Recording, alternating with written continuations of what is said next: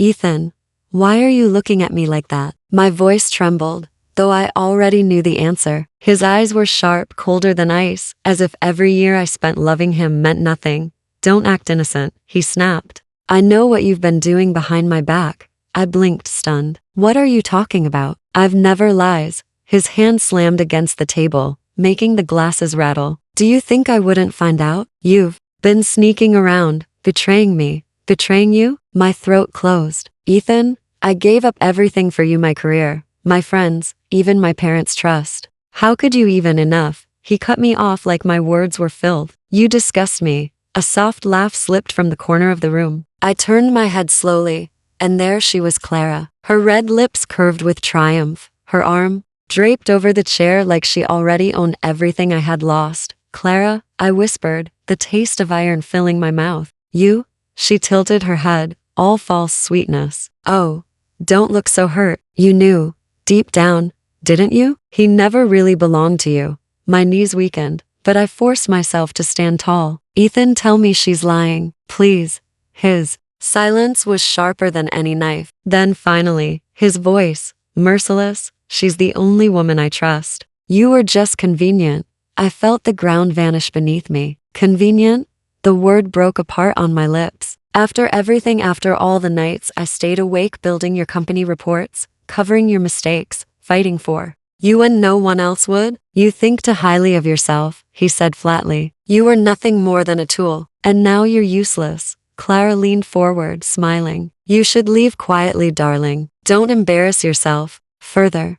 The room blurred. My heart pounded, but it wasn't from fear anymore. It was rage, pure, burning rage that clawed inside me. One day, Ethan, I said hoarsely, you'll choke on your pride. And Clara, you'll choke on his lies. Her smirk widened. We'll see. I turned to go, but Ethan's hand gripped my arm violently. Don't threaten me. Without me, you're nothing. Do you hear me? Nothing.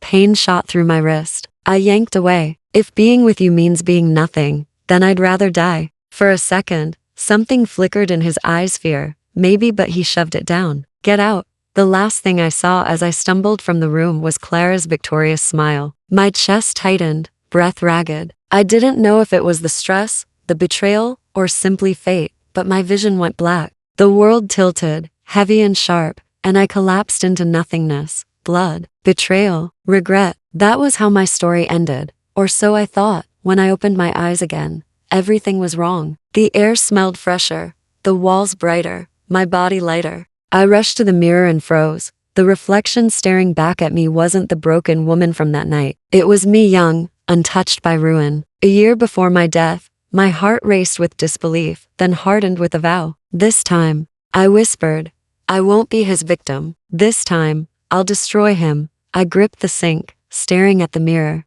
This can't be real, I whispered. The girl staring back at me had smooth skin, bright eyes, me before ruin. My pulse hammered. I'm alive, back here, again. My door burst open. Why are you shouting? My roommate, Mia, asked, frowning. Mia, my throat tightened. She was here alive too, before Ethan cut her off from me. You're still here. She raised a brow. Where else would I be? Did you hit your head or something? I shook my head quickly. No, just weird dream. I forced a shaky smile. Forget it. Mia studied me. You look like you've seen a ghost. Maybe. I have.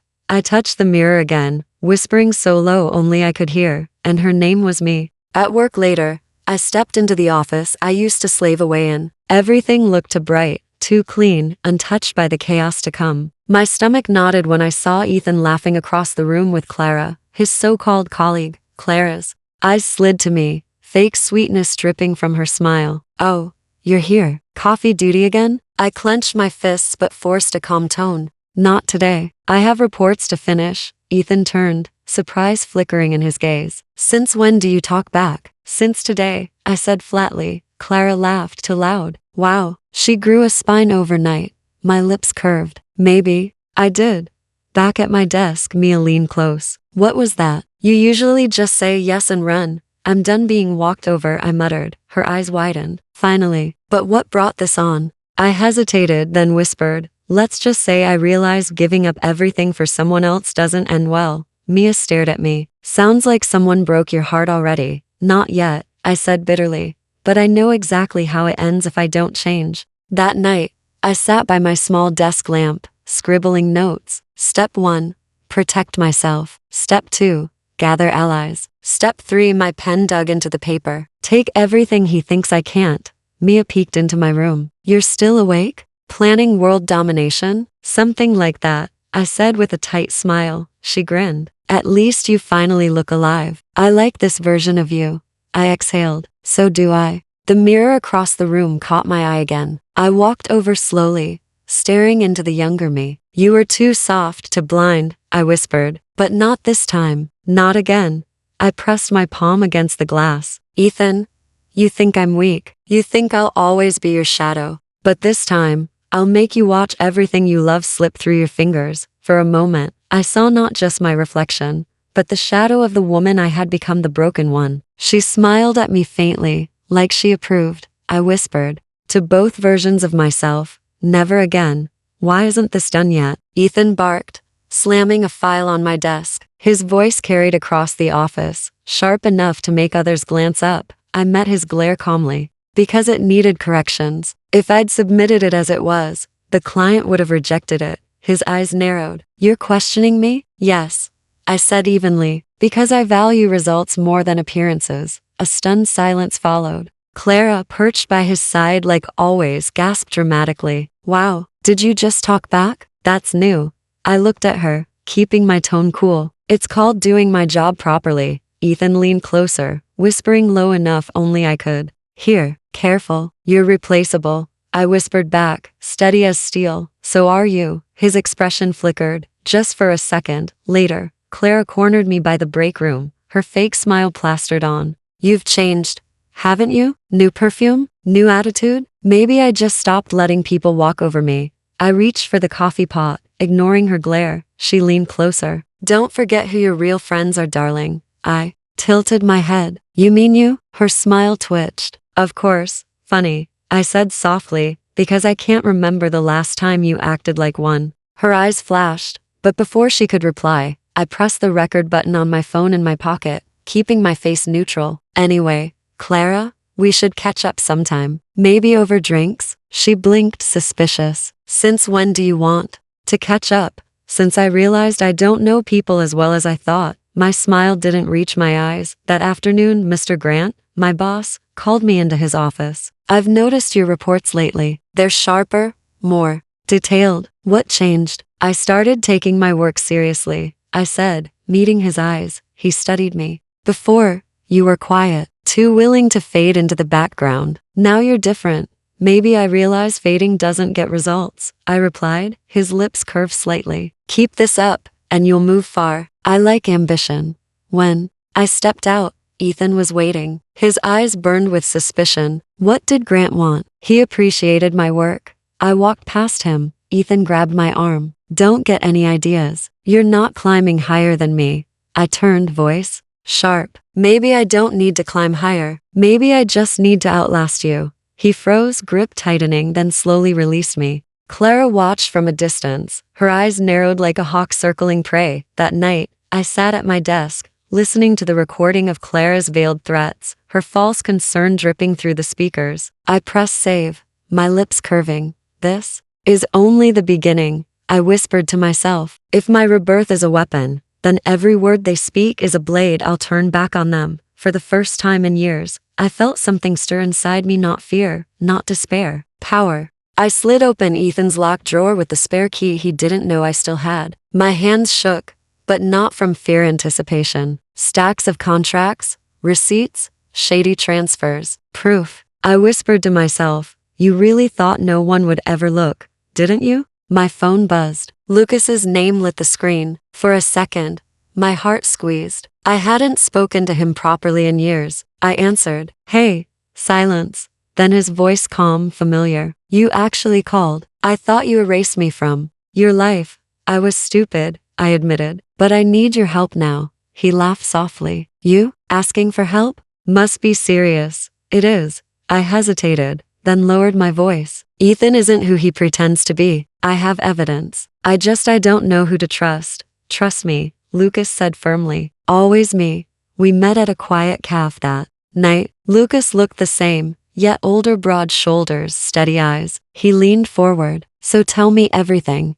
I slid the copies of Ethan's files across the table. Money laundering, fake investors, stolen ideas. He's built his empire on lies. Lucas flipped through the pages, his brows knitting. Why are you showing me this? You still live with him, don't you? Not for long. I clenched my jaw. He ruined me once, Lucas. I won't let it happen again. Lucas's eyes softened. You don't sound like the girl I knew. Because she died, I whispered. This is what's left. He sat back, studying me. So what's the plan? I don't have the full picture yet, I admitted. But step 1 is gathering everything I can use. Step 2 is finding allies. Step 3, I trailed off, my fists tightening. He loses everything.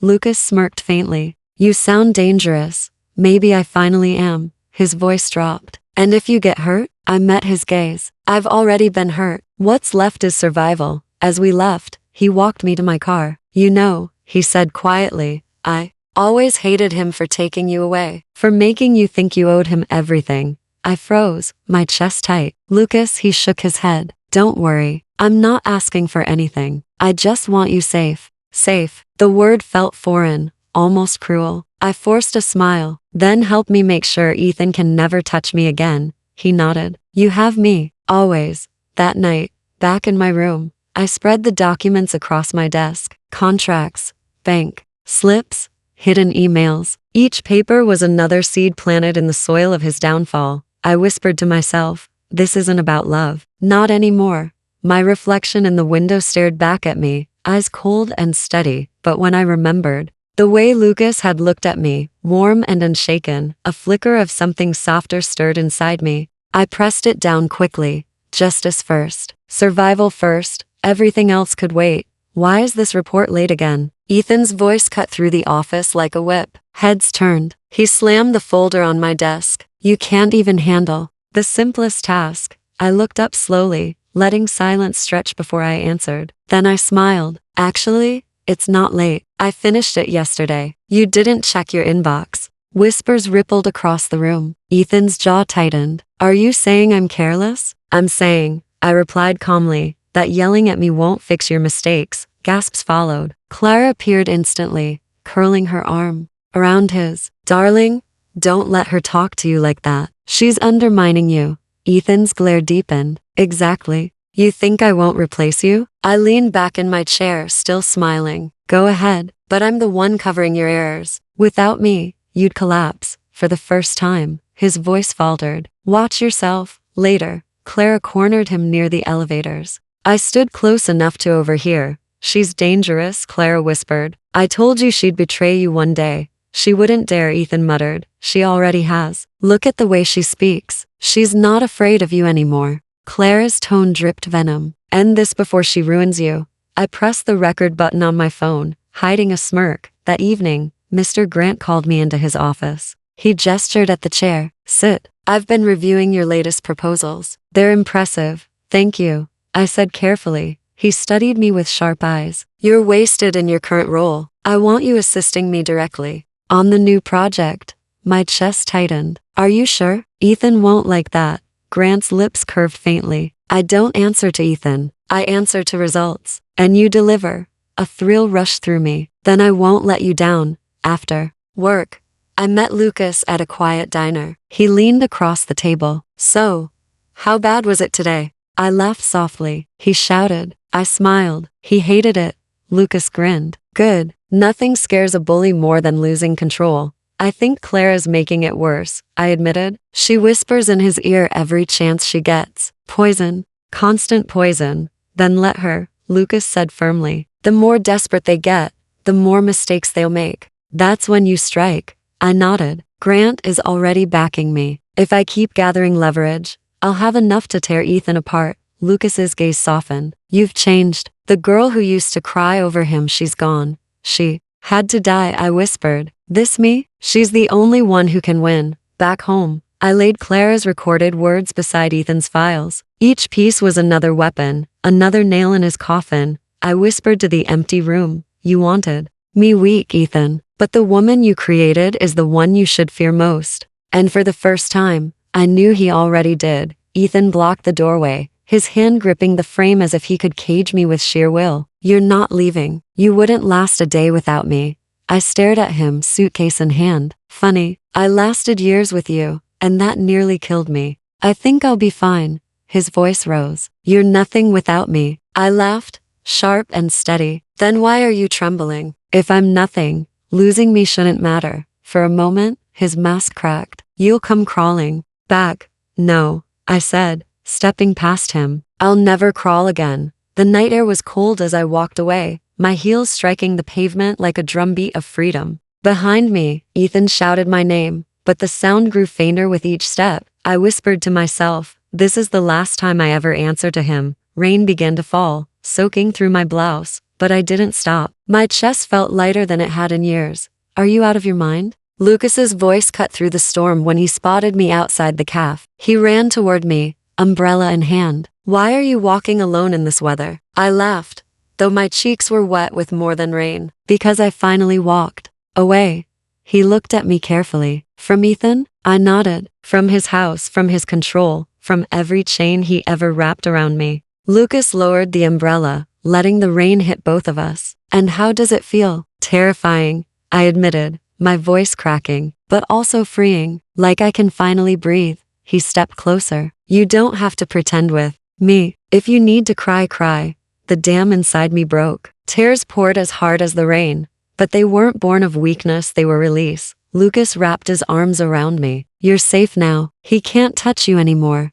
I pressed my face against his chest. I thought I'd feel empty leaving him, but instead, I feel me. I thought she was gone forever. She's still here, Lucas whispered, stronger than ever. We stood there until the storm softened. I finally pulled back, shivering but lighter. You're not going to lecture me for leaving everything behind? Why would I? He asked. You didn't leave everything, you kept yourself. That's worth more than anything Ethan ever gave you. I smiled through the tears. You always know what to say. He shrugged. Or maybe you just needed someone to remind you of who you are. That night, in the quiet of my tiny apartment, I looked at my reflection. My clothes were wrinkled, my hair plastered with rain, eyes red from crying. But for the first time, I didn't see weakness. I whispered to the mirror, I'm free, and I meant it. I slammed the folder shut, my pulse racing. So this is it. Ethan's empire, nothing but lies and borrowed money. Lucas leaned over the table. These loans he owes Blackwell? That man doesn't forgive. He destroys.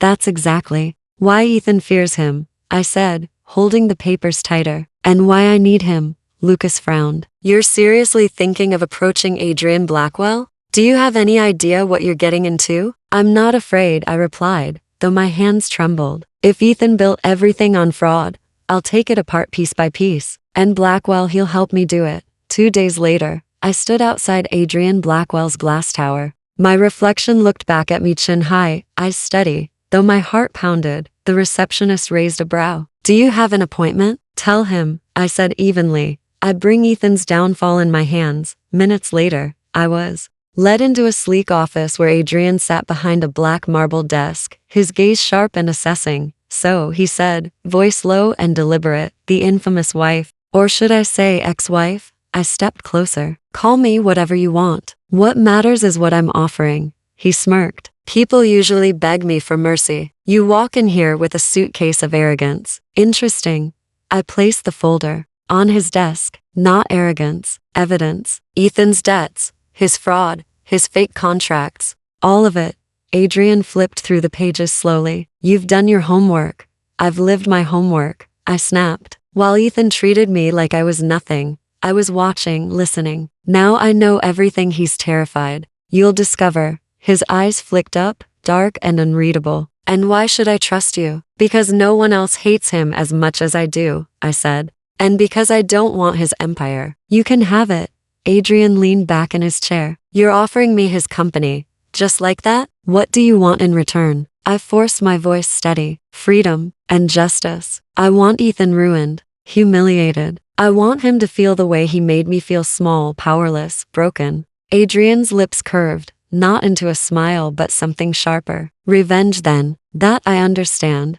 I folded my arms. So do we have a deal? He studied me for a long silence before answering. You intrigue me. You're not afraid of getting blood on your hands, are you? I already have scars, I whispered. I'm not afraid of new ones. Finally, he shut the folder. Very well, I'll consider it. But know this, if you betray me, you won't end up like Ethan. You'll end up worse. I met his gaze, refusing to flinch. Then don't give me a reason to betray you. For the first time, his eyes gleamed with something like respect. You might survive this after all. As I walked out, my heart was still racing, but not with fear, with anticipation. Adrian's office was silent except for the ticking of a sleek black clock. His gaze cut into me like a blade. So, he began slowly. Tell me why a woman like you wants to destroy the man she once loved. I didn't flinch. Because he destroyed me first. Adrian leaned forward, steepling his fingers. That's not an answer. That's sentiment. I want truth. Are you doing this for money, power, or simply vengeance? I met his stare. I don't need his money. I don't crave his power.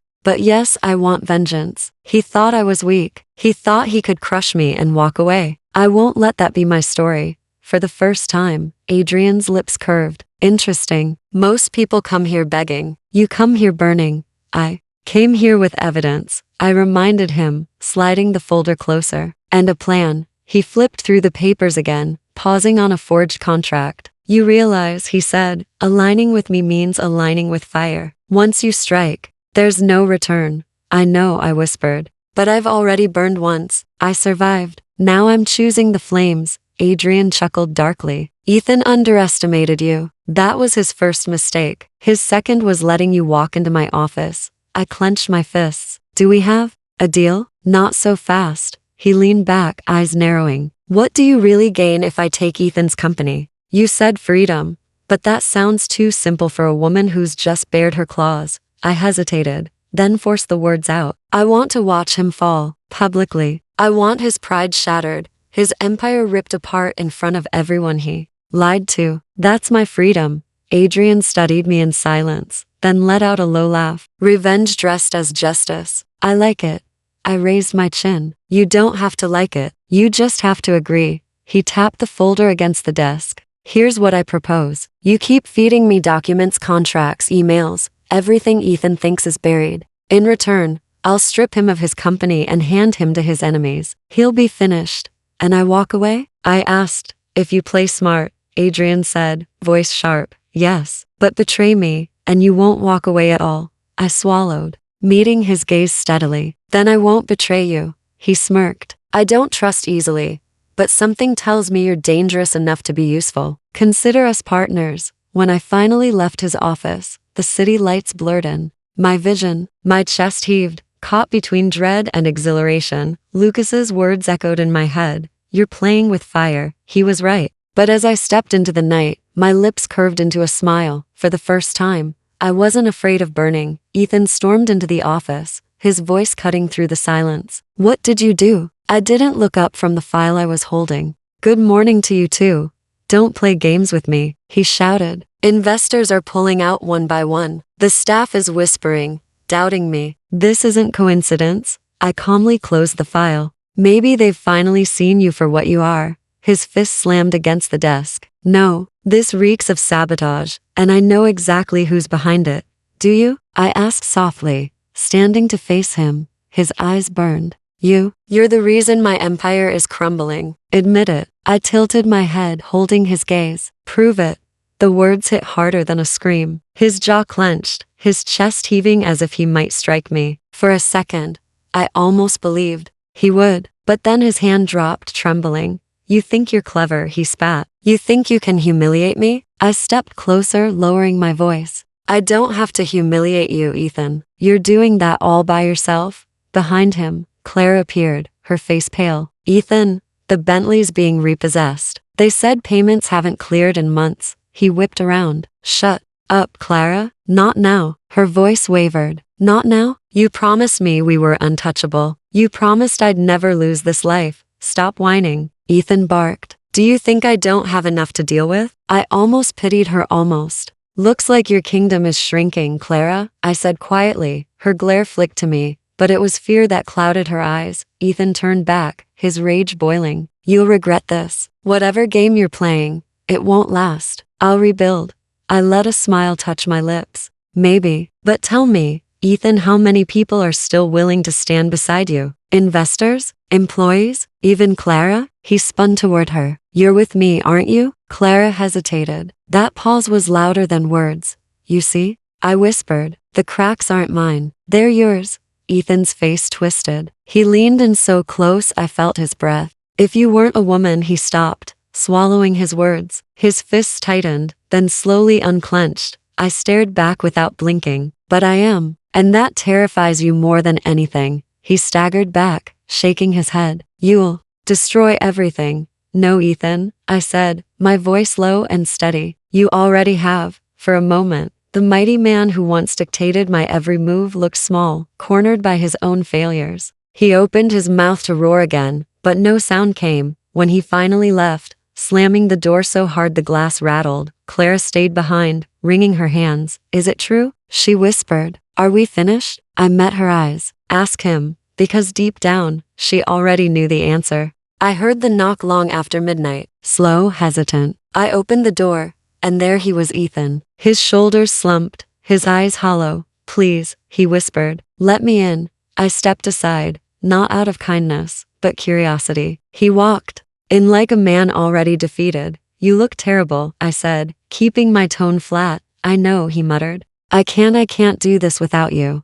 I folded my arms. Do what? Live, survive. You were the glue, the strength, everything. I thought I didn't need you, but I was wrong. His voice cracked, and for the first time, I saw fear. In him, not the anger he used to wield like a weapon, but raw, desperate fear. You're begging, I said softly. Yes, he admitted, dropping to his knees. I'll beg if that's what it takes. Please, forgive me. Come back, save me. The sight almost broke me, almost. My chest tightened, memories flashing his smile, his touch, the nights I once believed were love. For a fleeting moment, the old me stirred. But then came the darker memories. My blood, my tears, his betrayal. You don't deserve saving, I said coldly. He grabbed my hand, clutching it like a lifeline. I'll change, I swear. I'll give you everything, money, power, whatever you want. Just don't leave me like this. I pulled my hand away. You already left me long ago, Ethan. You left me when you destroyed the girl who loved you. His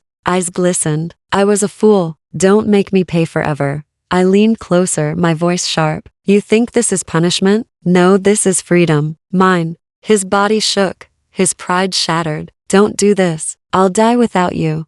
I almost laughed. Then maybe you'll finally understand what it feels like to lose everything. He reached for me again, but I stepped back. You'll watch me walk away this time, I said, every word steady, unshaken. No. His cry echoed through the room, raw and broken. Please, don't. But I was already turning, already moving toward the door. My heels clicked against the floor like a drumbeat of finality. I didn't pause. Outside, the night air wrapped around me, cool and clean. My heart didn't ache. It didn't tremble. For the first time in years, it felt alive. Behind me, I heard the sound of him collapsing, his sobs muffled by his hands. I didn't look back. Not once. The conference room smelled of ink and leather, the weight of power pressed into every polished surface. Ethan sat at the end of the table, pale, trembling, his jaw clenched so tight I thought it might crack. Adrian's pen slid across the contract. Final signature, he said smoothly. After this, it's done. I took the pen from him, steady, deliberate. Ethan's eyes widened. Don't, he hissed. You can't. I met his gaze. Watch me. The tip touched paper, and with one stroke, the empire he built on lies, on me, was no longer his. I set the pen down. Ethan shot to his feet. This is theft. No, Adrian replied calmly. It's business, and business doesn't care. For pride. Ethan turned on me, fury shaking through him. You did this. You betrayed me.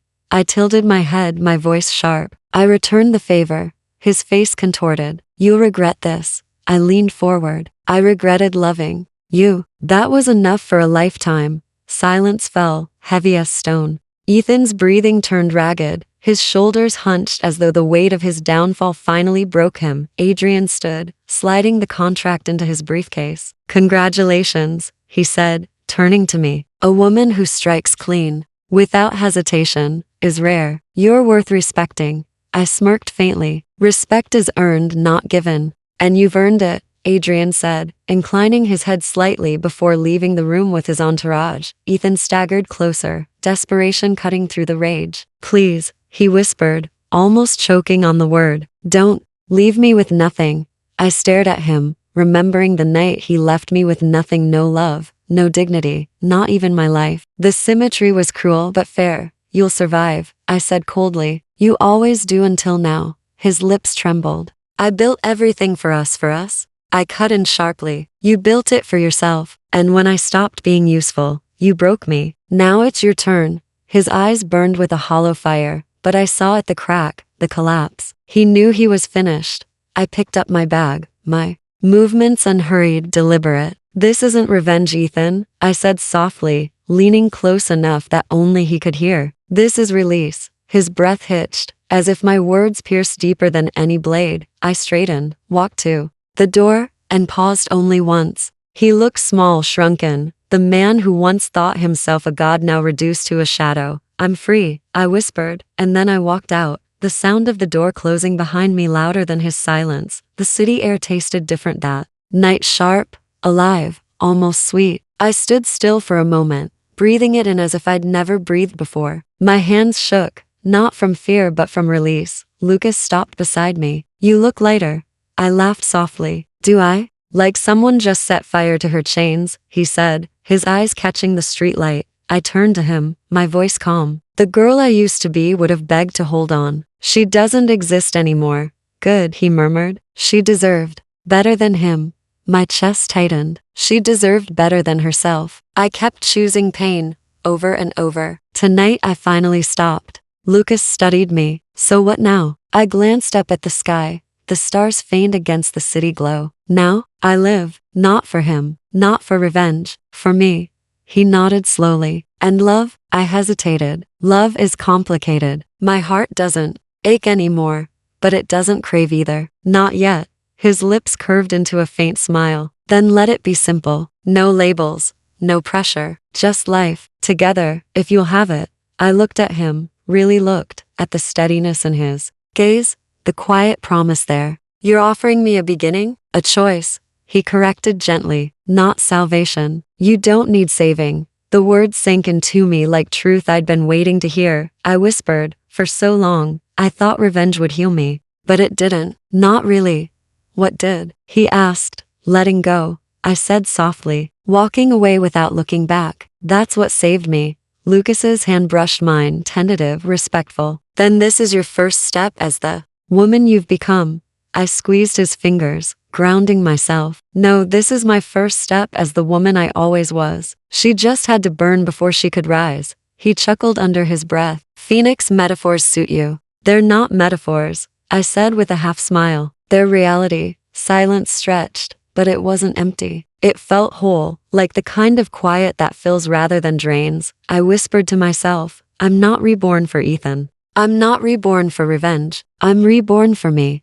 Lucas tilted his head. And if life brings love back to you, then I'll face it, I said simply, without fear, without chains. He smiled softly. Then I think you're ready for life, even if you don't know it yet. I let out a breath I hadn't realized I was holding. For the first time, it didn't feel like an ending, or a battle, or a wound. It felt like the beginning of something that belonged only to me. I looked forward, the city lights blazing like promises. This time, I whispered, steady and sure, the ending is mine to write, and I walked on free.